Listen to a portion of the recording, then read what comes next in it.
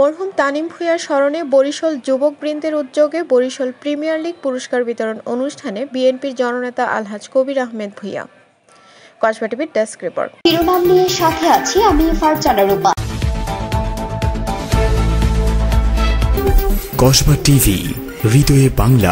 আফরোজা হাসির সহযোগিতায় এখন বিস্তারিত। মহান বিজয় দিবস উপলক্ষে মরহুম তানিম ভূঁইয়ার স্মরণে বরিশাল যুবকবৃন্দের উদ্যোগে বরিশাল নবম প্রিমিয়ার লিগ বিপিএল টি-20 2024 অনুষ্ঠিত হয়েছে।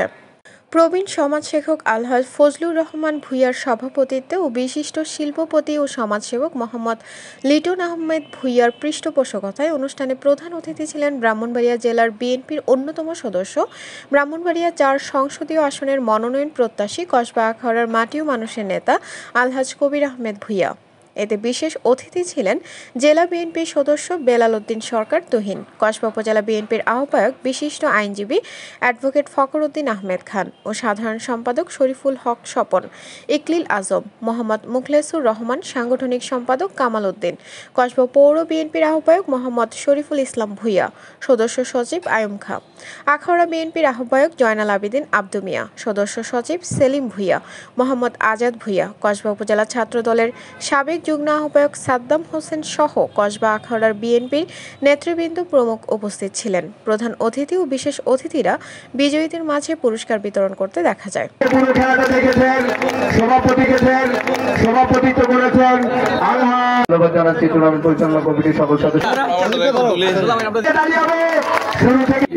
Wicket number last 9 wicket.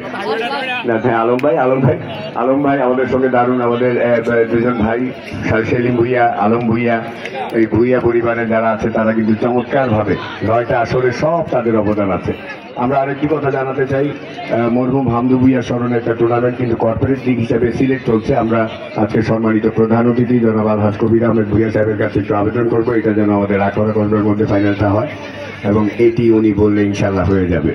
এই সেটা কাটের বলে হচ্ছে। আরো ভয়াবহ ছিল, আমরা সব সময় জুতা হাতে নিয়ে স্কুলে আসতাম। বড় বাজারের এখানে এই বাজারের ঘাটলার মধ্যে একটা টিউবওয়েল ছিল, ওখানে ভালো করে হাত পা ধুয়ে জুতা পায়ে দিতাম। আমি অভিভূত যে ওই গ্রামে আল্লাহ রহমতে তোমাদের মধ্যে তো সুন্দর সুন্দর প্লেয়ারের জন্ম হচ্ছে। কিন্তু একটা বিষয় আমি খুব আশঙ্কার মধ্যে আছি, সেটা হলো আমাদের যেই প্রজন্ম তোমরা বেড়ে উঠতেছো, এই প্রজন্মে আমি বরিশাল গ্রাম থেকে শিক্ষার হার নিয়ে আমি যথেষ্ট শঙ্কার মধ্যে আছি। আমাদের গ্রামে শিক্ষার হার কমে যাচ্ছে।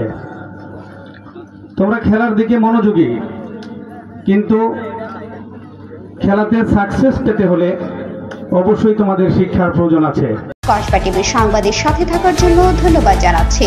পরবর্তী সংবাদ পেতে আমাদের চ্যানেলটি সাবস্ক্রাইব করে রাখুন।